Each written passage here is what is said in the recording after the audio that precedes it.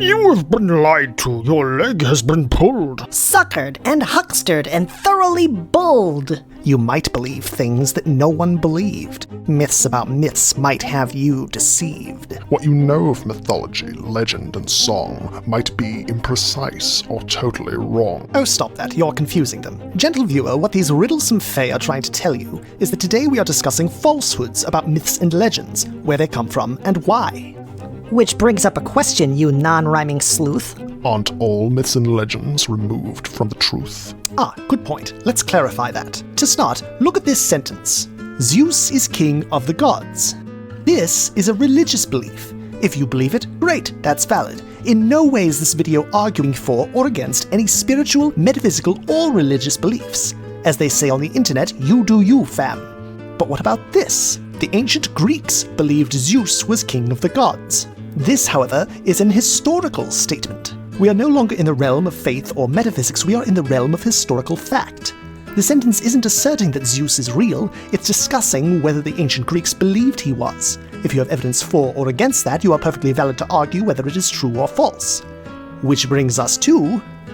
the ancient Aztecs believed Zeus was king of the gods. This statement is demonstrably false. The ancient Aztecs never heard of a Hellenistic pantheon from the other side of the world.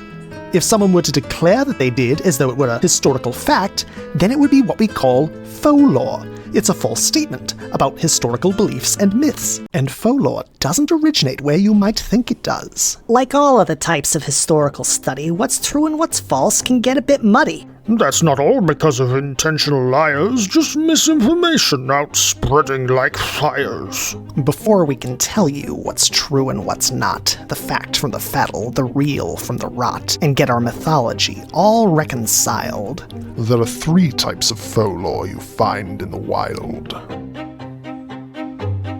Let's look at Pinocchio. Then it's Snow White. Both these are fairy tales. They're the same, right? They're part of the childhood bedtime gestalt, and they both come from Europe long before Walt. Snow White's a folktale the Grimm brothers found while they were studying, traveling around. It has similar stories that folks told at home, from Russia to England, from Norway to Rome. But Pinocchio's a book from 1883, made up by the author, Carlo Collodi. The story is lovely, we aren't here to nitpick it, but there's no widely spread folktales of a puppet and cricket. Neither is bad, but let's not blur the two. There's fiction and folklore. Both could be old or new. Vampires existed in old superstitions, then Bram Stoker and the movies made their own renditions. Hell, the whole sunlight thing is from Nosferatu, a movie released in 1922. The scene was iconic, so that aspect stayed. Now the sun destroys vampires, and that's fine, no shade. Boo! Fictional writing does things that are strange, and vampires aren't the only ones we see change. Loki wasn't a fire god back at the source. The fire comes from Wagner, not original Norse. According to Hesiod, the Gorgons were 3, Medusa, Steno, and Euryale. When folks wrote D&D, they went a bit looser. They scrapped the word Gorgon and called them all a Medusa. Fictional world building's totally fine, but be careful when dealing with subjects divine. If you're sloppy and senseless, you're gonna get grief. So please be respectful of sacred belief. Rakshasas are demons found in Buddhism, Jainism, folk Islam, and Hinduism. They battle the gods with horrific bravado. D&D made them cats. No offense, Fortunato. None taken. And in ancient Irish mythological lore, there were races of beings who lived there before. Called the Fir Bolg, they ruled as high kings. The gods overthrew them, then took over things. And how are the Fir Bolg most recognized now? As a D&D species, half human, half cow. Even the great brothers Grimm, for all their ambition, changed up their stories between each edition. They started collecting real German folk tales, but edited them, possibly to boost sales. They changed up the genre when they had a hit, from dry anthropology to children's lit. The stories were Christianized, and so now you'd see a witch in Rapunzel and not a fairy. Is the witch story better? Well, that's up to you. But it's lit, it's not folklore. They muddied the two. The second thing that can skew myths all to hell is when folks act like there's only one version to tell. This time they take myths and they treat them like stone, as if people believe things in one way alone. Think of a story you shared among friends. As folks tell it, it changes, it warps, and it bends. Now imagine that change when the whole culture hears. Ancient Egypt existed for 6,000 years.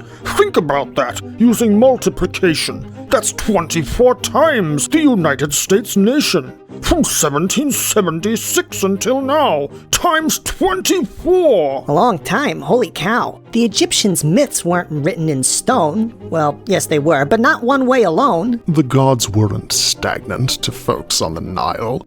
They were monotheistic for a brief little while. Even the Greeks that you might know from school, what they believed changed, and that's pretty cool. Archaeology suggests Aphrodite above might have been a war goddess before she was love. Was she born as the child of Dione and Zeus, or did she rise out of sea foam ready to seduce? In pop culture, the Fae are divided in two fairy courts in a binary view. The Celia bright with mischievous charm, the Uncelia cruel, causing genuine harm. But just a small part of Scotland makes this bifurcation. Nowhere else across Europe, just a single quotation.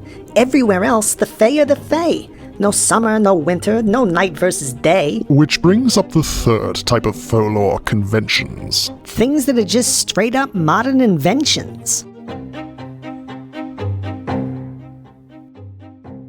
According to Yeats, Fae can make your life worse. Four-leaf shamrocks were said to protect from their curse. Pop culture has turned this to merely good luck, and that gross oversimplification has stuck. Errors gradually grow as the years come to pass. Or one author might just pull them out of their Let's look at New Orleans, known as the Big Easy, where damage was done by Faux-Lorists sleazy. Someone told stupid tourists to scratch in 3 X's onto old marble tombs as a way to cast hexes. We beg you, this isn't a thing you should do. It has no real history in New Orleans voodoo.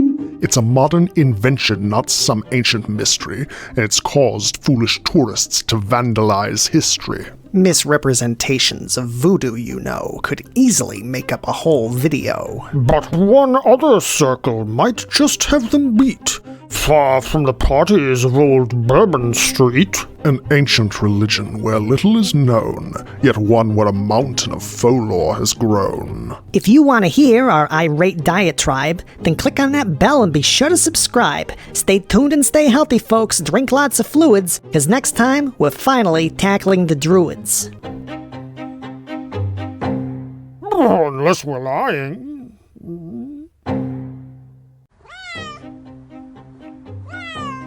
Hello? Hello? Do you mind if we film here? Yes, hello. I would like to know if we could film here. Don't worry about it. Is that a yes? You're certain? You're sure? Very well, thank you. Very kind.